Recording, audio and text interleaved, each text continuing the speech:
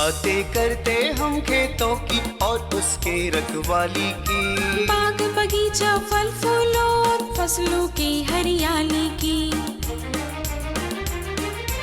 हम बीजों की बातें करते उत्तम जल संसाधन की, हम तकनीकी बातें करते फसलों के उत्पादन की। हर किसान का सपना सच हो जीवन सुखद बनाने को, गाँव-गाँव के हर आंगन का प्यारा सा ये दर्शन। कृषि दर्शन, कृषि दर्शन, कृषि दर्शन, कृषि दर्शन, कृषि दर्शन, कृषि दर्शन, कृषि दर्शन, कृषि दर्शन। खुदी को कर बुलंद इतना कि हर तकदीर से पहले खुदा बंदे से खुद पूछे, बता तेरी रज़ा क्या है। चलिए आपको आज हम बताएंगे एक ऐसे सूरज के बारे में जिसकी रोशनी से चकाचौंध पूरा गांव हो गया है, पूरा क्षेत्र हो गया है। लेकिन सबसे पहले देख लेते हैं कृषि समाचार। नमस्कार, कृषि समाचार में आपका स्वागत है। मैं हूं श्वेता। आइए देखते हैं आज कृषि समाचार में क्या है खास। मशरूम की खेती आर्द्रता और तापमान के अनुसार करें।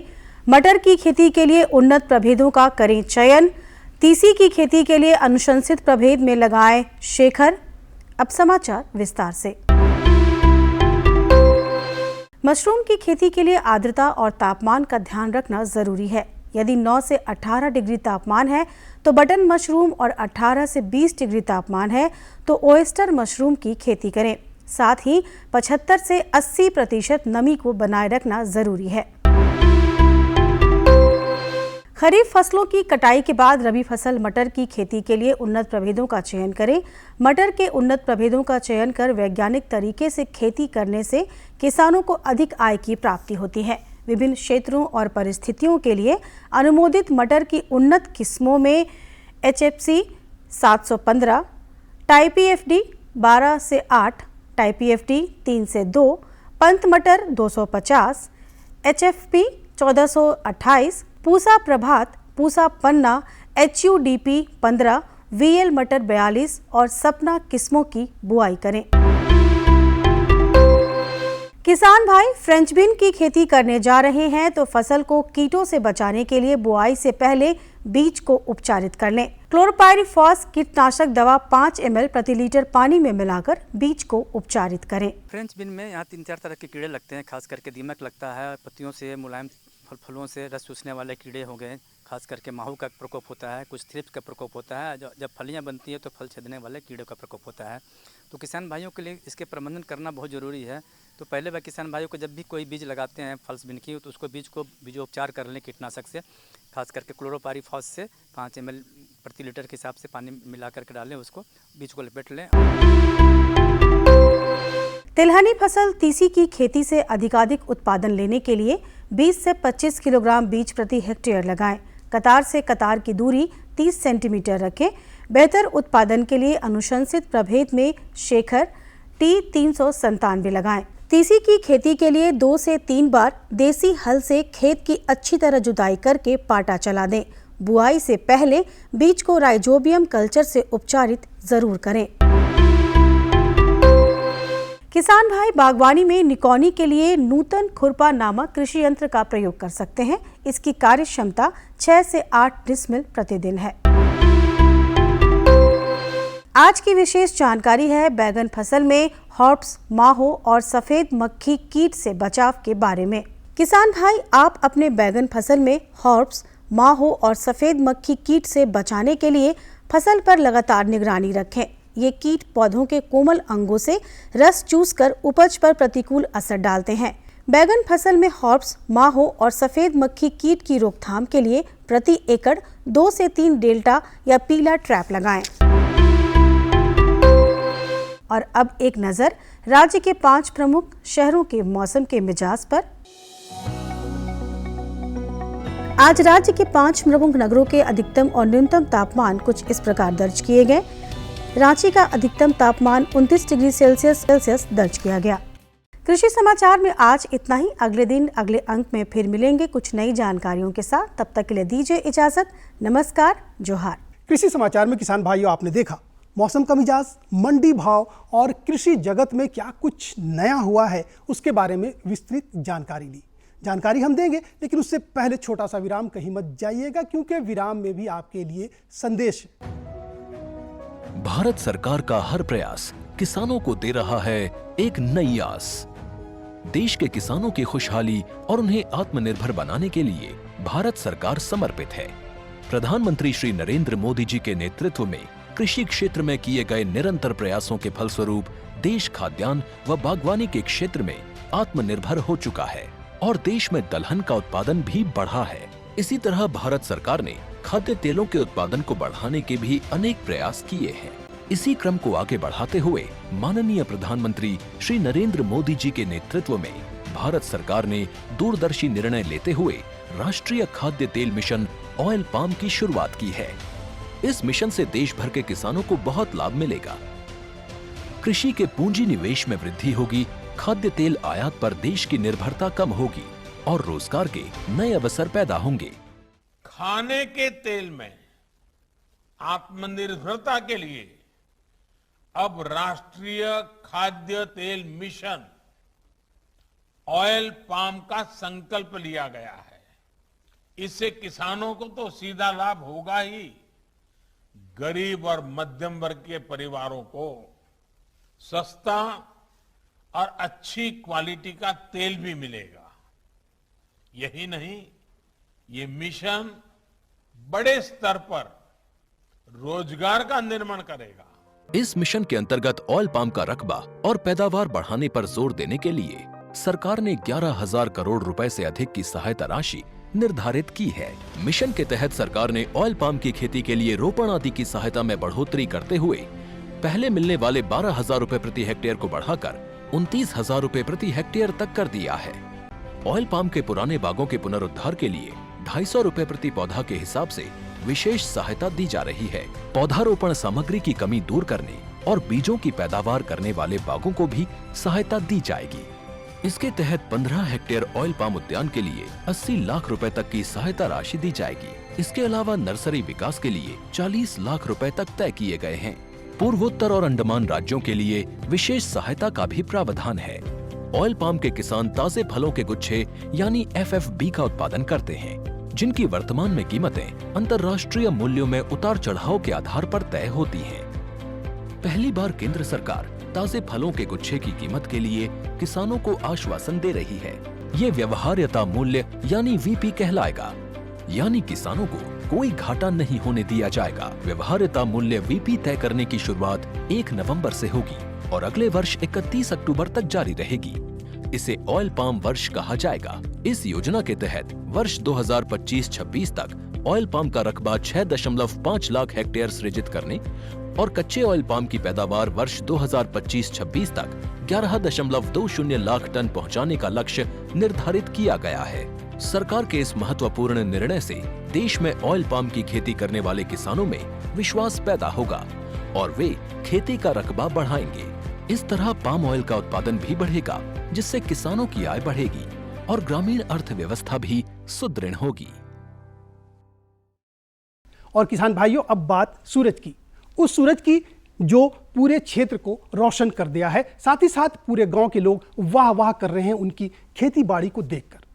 चलिए, वो सूरज जिन्होंने शुरुआत की थी 4 एकड़ की जमीन से, बिना किसी प्रशिक्षण लिए मोबाइल का इस्तेमाल किया, वीडियो देखा और वहीं से उन्हें प्रेरणा मिली, वहीं से उन्होंने सीखा और ये 4 एकड़ का सफ़र अब 14 एकड़ तक पहुंच गया। या यूं कहें कि साइकिल से शुरुआत हुई थी और अब वो 4 व्हीलर तक पहुंच गया।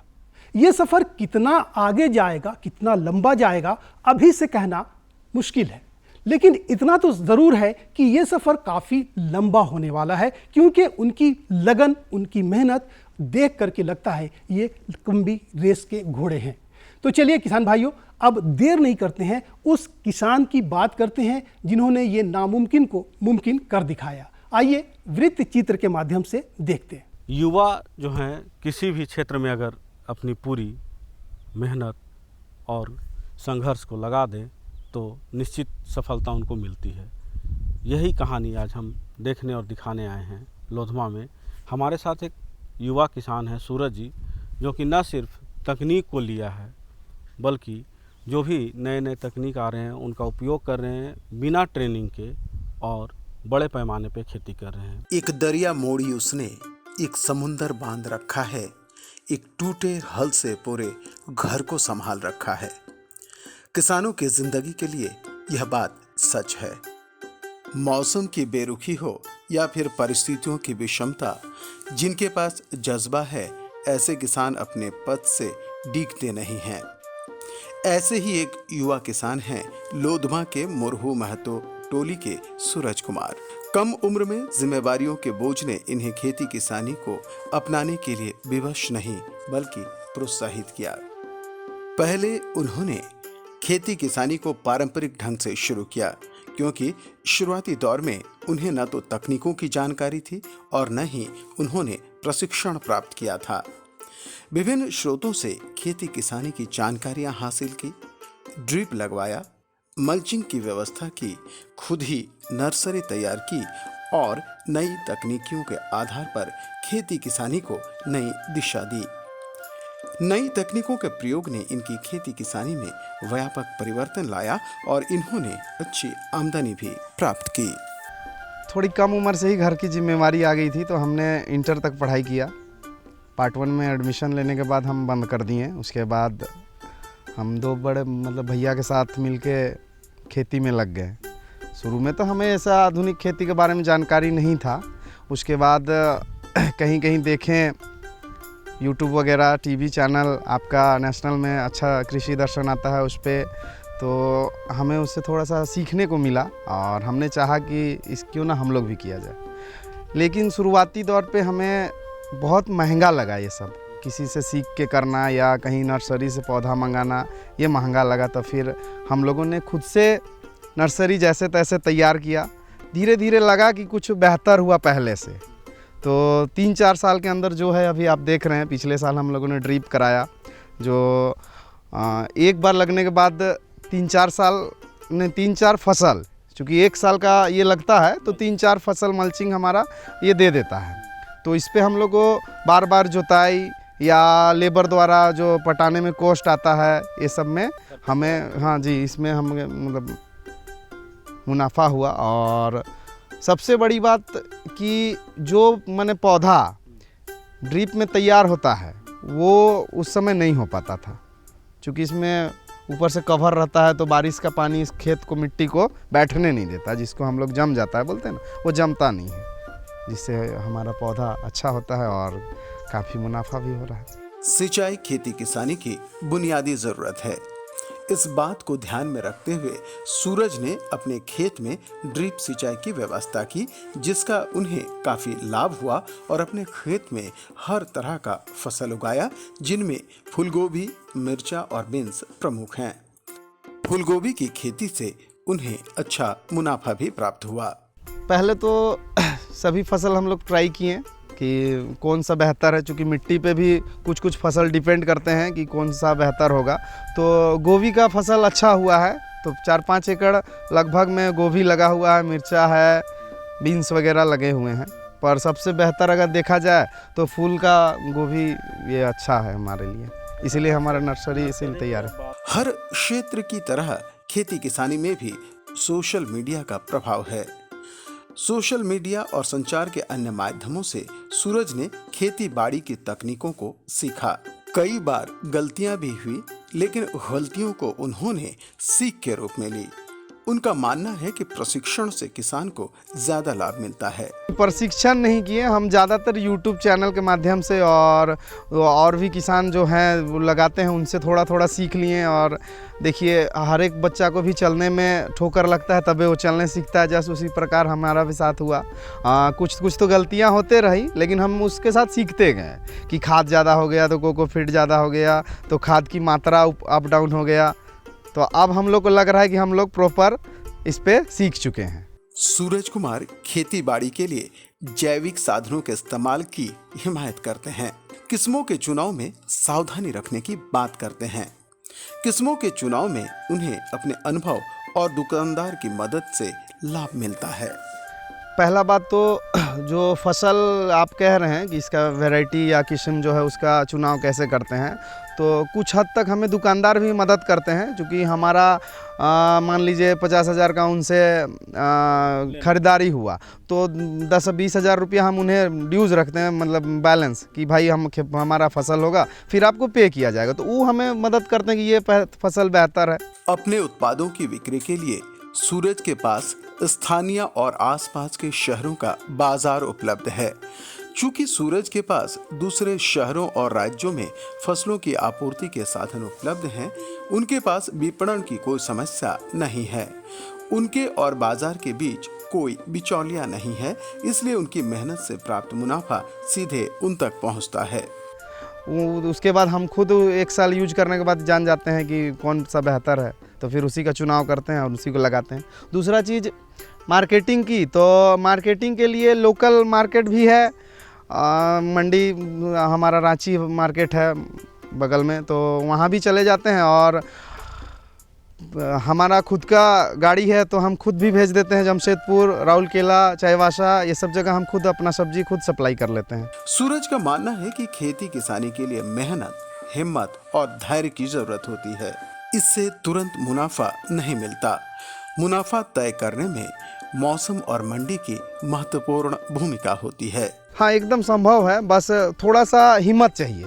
हिम्मत इसलिए चाहिए ना कि ये ज़रूरी नहीं है कि आप अभी लगाएं और कल से पैसा आने लगे, ऐसा नहीं है। हम धीरे से ही शुरुआत होता है। 5,000 रुपये से आप शुरू करिए ना, आप 5 लाख रुपए तक चले जाइएगा, लेकिन उसके लिए हिम्मत चाहिए। बहुत कोई को होता है कि नहीं अभी लगाओ पैसा और तुरंत मुनाफा चाहिए, तो ऐसा खेती में नहीं है संभव। कुछ कभी कभी ऐसा मौसम का मार भी हो जाता है, कभी ऐसा होता है कि मार्केट में माने मंदी का सामना भी करना पड़ता है। तो मतलब मान लीजिए साल भर में एक आध सीजन है, मतलब हमें लॉस होता है, लेकिन बाकी 3 टाइम तो बेनिफिट होता है। जी हाँ। और युवाओं की बात रही तो बहुत सारे अभी देख के सीख रहे हैं, ऐसा नहीं कि नहीं सीख रहे हैं। बहुत सारा खेती लगा हुआ है। हम आपको मटर का खेत है वो भी दिखाएंगे। वहाँ पर देखिए 5 एकड़ में मटर तैयार है, दिवाली तक मटर निकल जाएगा। नई तकनीकों के अपनाने के क्रम में अगाध फसल और फसल विविधीकरण के साथ सूरज कुमार अपने खेत में बागवानी के लिए आम के पेड़ों को भी लगा रखा है। उन्हें आम के पौधों से अच्छी फसल प्राप्त होती है और आम की फसल लेने की उन्हें जानकारी भी प्राप्त है। पहला बात तो आम ही इसमें मेन प्लान बड़े भैया हमारे मुकेश जी हैं, उनका प्लानिंग ही था कि केवल आम का प्लॉट में लगा के छोड़ देना है। तो फिर मतलब विचार में आया कि नहीं, आम के साथ साथ अगर खेती भी किया जाए तो जब तक आम फलेगा तब तक हम लोग उससे प्रॉफिट ले लेंगे। तो फिर खेती ऐसा चीज़ लगाना है जिसमें दीमक ना है, जैसे मतलब झाड़ीदार खेती नहीं लगाते हैं हम लोग। धान हुआ, गेहूं हुआ, मड़ुआ हुआ, ये सब में आम को नुकसान है। ऐसा खेती लगाते हैं जिसमें आम को नुकसान ना हो, इसीलिए। और इस साल अभी तो अब मैंने नवंबर दिसंबर का महीना है, आप कुछ दिन पहले आते तो हम दिखाते, सारे आम में फल लगे थे हमारे, बहुत सुंदर थे। किसानों की बुनियादी जरूरतों को पूरा करने के लिए सरकार कई योजनाएं चलाती है। सूरज ने ड्रिप सिंचाई की सरकार की योजना और सोलर पंप का लाभ उठाया है। इससे उन्हें काफी बचत हुई है। वे अपने खेत से सालाना अच्छी खासी आमदनी प्राप्त कर लेते हैं और कई स्थानीय लोगों को रोजगार भी प्रदान करते हैं। जी, ड्रिप का योजना हम इस बार लिए, सब्सिडी में हमको मिला, जिससे काफ़ी हम खुश हैं। हमें मिला है ड्रिप का योजना। आप बगल में सोलर पंप हमारा देखें, वो भी सब्सिडी में है। तो सरकार की ये सब कुछ योजनाएं हैं जिससे हमें डायरेक्टली लाभ मिला है। सूरज कुमार का मानना है कि मेहनत, लगन और धैर्य के साथ खेतीबाड़ी का काम किया जाए तो अपने शहर और राज्य में ही आजीविका प्राप्त किया जा सकता है। पलायन की नौबत नहीं आएगी। अगर सालाना इनकम की बात की जाए तो मान लीजिए 5-6 लाख रुपए आ जाते हैं खेती से। खेतीबाड़ी से सूरज की आर्थिक स्थिति सुदृढ़ हुई है।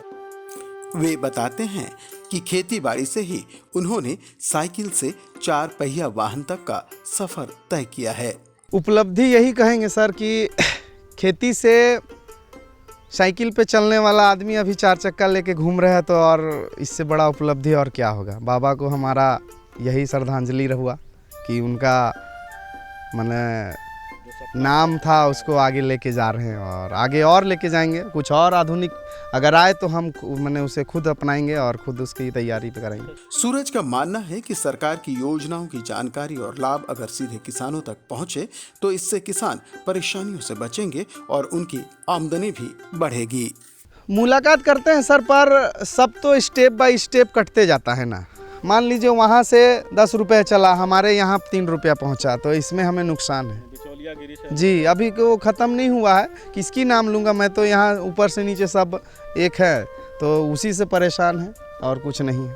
सूरज को खेती बाड़ी के लिए उनके परिवार, भाइयों और सहायकों से सहयोग मिलता है। उनके घर परिवार के लोग बताते हैं कि घर के कामकाज निपटाने के बाद वे खेती बाड़ी का काम करते हैं। हम लोग को जो खेती लगाए हैं उसके इसे सुजाता दीदी जो ATM दीदी है ना, उसके थ्रू से किए हैं।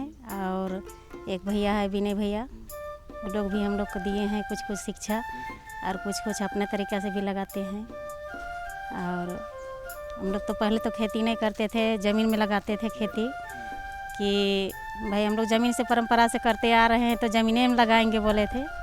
तो हम लोग ATM दीदी बोले कि देखिए इस तरह से लगाइए, कुछ कुछ फ़ायदा होगा, कुछ मतलब अथी होगा, कह के वो बोले कि लगाइए कह के। और विनय भैया बोले तो हम लोग लगाना शुरू किए। तो कुछ तो गंवाए, नहीं हुआ। पहली बार लगाए थे गोभी, तो उसमें तो कुछ फ़ायदा नहीं हुआ। हम लोग को खाली पूंजी भर लगा और उसमें कुछ फ़ायदा नहीं लिए हम लोग। तो पिछली बार जो बैंगन लगाए और मिर्च लगाए तो उसमें तो कुछ फ़ायदा हुआ, जैसे जोताई कोड़ाई नहीं लगा, फिर उसमें और खाद उद नहीं, हाँ दवा ववा कम लगा, खाद उद नहीं दिए, तो सबका बचत हुआ। और उसमें हम लोग बाल बच्चा पढ़ाते लिखाते हुए भी, मतलब अपना घर का काम करते हुए भी खेती बाड़ी कर ले रहे हैं। बितनी देवी का मानना है कि नवीन तकनीकों के इस्तेमाल से खेती बाड़ी के क्षेत्र में व्यापक परिवर्तन हुआ है। अब कम मेहनत में ज़्यादा लाभ मिलता है। अभी का तो अंतर बहुत है, पहले ज़्यादा खटनी होता था, दिन भर लगे रहते हैं। अब तो खाद भी डालना है तो पानी चालू कर देते हैं तो सब खेत में खाद लग जा रहा है। फिर पटाने का भी पट जा रहा है, खेती भी इसी तरह का भी मदद मिल रहा है। और उसमें तो सब पौधा तरह बुदा तरह हम लोग देते थे पहले, और कोड़ी कुदारी से जब तक नहीं उसको नहीं कोड़ते खाते थे तब तक तो खेती नहीं हो पाता था। तो अब तो वही सब का भी मदद है।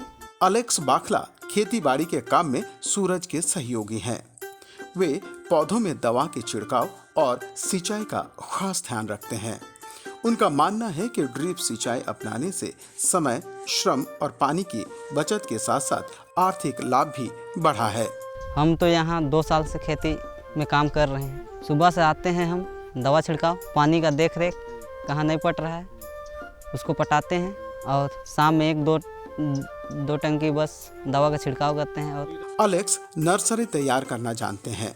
वे अपने खेत में ही नर्सरी तैयार करते हैं, जिससे उत्पादन भी अच्छा होता है और आमदनी भी अच्छी हो जाती है। नर्सरी करने से पहले हम लोग कोकोपीट को फुला के, फिर बेबेस्टिन डाल के, इसको हल्का गोबर दे के, फिर मिला के इसको उसमें बीज डाल के, फिर इसको 2 दिन के बाद किसी जगह में, नर्सरी की जगह में हम लोग इसको फैला देते हैं। उसके बाद में सुबह शाम पानी देते रहते हैं। जब इसमें जो पीलापन आ जाती है तो हम लोग इसमें रेडोमिल 1919 का प्रयोग करते हैं। गणेश महतो के पास अनुभवों का पिटारा है। खेती किसानी से जुड़े इस किसान का मानना है कि बदलते समय और परिस्थितियों के अनुरूप नई तकनीकियों को अपनाने से लाभ मिलता है। पहले हमरा चलात रही लाट से चला के उ गढ़ा में भरत रही, और उ गढ़ा से भर के दूसरा ने पटात रही, फिर उ गढ़ा से भर के दूसरा खेत में पटात रही। तले पटाते बहुत हमरे कर समय, तो अभी एखन तो हमरे समय कम से कम तो 70-80 हो गलक। 70-80 होल के बादे एखन तो अब तो कभी आवत रही तो कभी पटात रही अथी भेलियस से पटाते आ गलक। ई बड़का मशीन से एखन लाइन आ गलक, तो लाइन से तो बहुते हमरे के एखन 20 एकड़ 10 एकड़ में खेती करत थी। पहले तो 1 टुकड़ा 2 टुकड़ा खेती करत रही, 5-6 डिसमिल ने, उतने न हमरे के बहुत हो जात रहे। लेकिन एखन तो कतनो करे थे तो वह दशा है, कोई तो फायदा नहीं हुआ। तो सन फायदा हुआ थे, लेकिन उसन जबकि सब चीज़ तो रेट बढ़ गया नहीं, जैसे माइंद करसी जितना है सबका रेट बढ़ गया। अब पहले तो बेचात रहे 8 आना किलो, 4 आना किलो, 15 पैसा किलो, अब अभी एखन तो 50 रुपया किलो, 60 रुपया किलो, कभी 100 रुपया किलो हो जाते। अब एखन अदरक है से एखन 200 रुपया किलो हो जाए, और सेखन तो बहुत तो 5 रुपया 4 रुपया किलो बेचत रही। तुलसी महतो अपने खेत में कई फसल उपजाते हैं। उनका भी मानना है कि तकनीकों के इस्तेमाल से खेती किसानी में व्यापक परिवर्तन हुआ है। पहले से तो बहुत बदलाव है। जैसे पहले जोताई उताई करके इसने लगाते थे, मतलब खेत में। अब तो ड्रिप आ गया, तो अब ड्रिप से खेती कर रहे हैं, तो पहले से तो बेहतर है, आराम है, परेशानी नहीं है। पटवन के लिए, खाद चलाने के लिए ये सब आराम है ड्रिप से। किसान मुकेश का मानना है कि पहले जानकारी का अभाव था, अब विभिन्न स्रोतों से जानकारी हासिल कर खेती बाड़ी का काम वे कर रहे हैं, जिनका उन्हें लाभ मिला है। हम एक बार लगा हुआ था बिरसा, हम लोग कहते बिरसा एग्रीकल्चर, वहाँ पर गए हुए तो मेला लगा हुआ था। तो मेला में ही हम लोग को ट्रे के बारे में भी जानेंगे, जो हम लोग अभी इधर नर्सरी की हुए हैं उसके बारे में भी जानकारी वहीं पड़ा, लेकिन हम लोग को कोई और जानकारी उसके बारे में नहीं था। लाया शुरू में अनसक्सेस हो गए, मिट्टी डाल के कर दिए। कोकोपीट को वगैरह का कोई जानकारी नहीं था, तो कोकोपीट डाल के किया जाता, हमने मिट्टी डाल के किया, अनसक्सेस फेंक दिए। फिर देहाती ढर्रा में चले, उसके बाद जानकारी के लिए हम पलांडू भी दौड़े, बिरसा एग्रीकल्चर भी है, लेकिन उससे ज़्यादा तो हम लोग जानते हैं जितना वो लोग बताते हैं। यह सच है कि खेती किसानी एक चुनौती भरा काम है। इसके लिए एक तरफ मौसम की अनिश्चितता का दंश झेलना पड़ता है, तो दूसरी ओर जानकारियों के अभाव के कारण नुकसान का सतत भय बना रहता है। लेकिन सूरज कुमार जैसे किसानों ने यह साबित कर दिया है कि तकनीकों के उपयोग और सही जानकारी से खेती किसानी के क्षेत्र में अच्छा लाभ प्राप्त किया जा सकता है। तो देखा किसान भाई बहन कि किस तरह की कड़ी मेहनत, सच्ची लगन से इन्होंने वो मुकाम हासिल की है जहाँ पर कोई भी जाकर काफ़ी खुश हो सकता है। आप भी खुश हो सकते हैं, आप भी उस मुकाम पर पहुँच सकते हैं, बस आपको कड़ी मेहनत और लगन अपनाना है। अगर आपने भी इन्हीं की तरह जुनून सवार कर लिया अपने ऊपर, तो आप भी सफल हो सकते हैं और आप भी इसी ऊंचाई तक पहुंच सकते हैं। चलिए आज के लिए इतना ही, दीजिए इजाज़त, लेकिन जाने से पहले आप हमारा पता ज़रूर लिख डालिए। हमारा पता है कार्यक्रम कृषि दर्शन, कृषि प्रकोष्ठ द्वारा केंद्र निदेशक, दूरदर्शन केंद्र, रातू रोड, रांची, पिन संख्या 834001। तो हमें रहेगा बेसब्री से आपके खतों का इंतज़ार। तब तक के लिए पूरी टीम को दीजिए इजाज़त। जोहार, नमस्कार।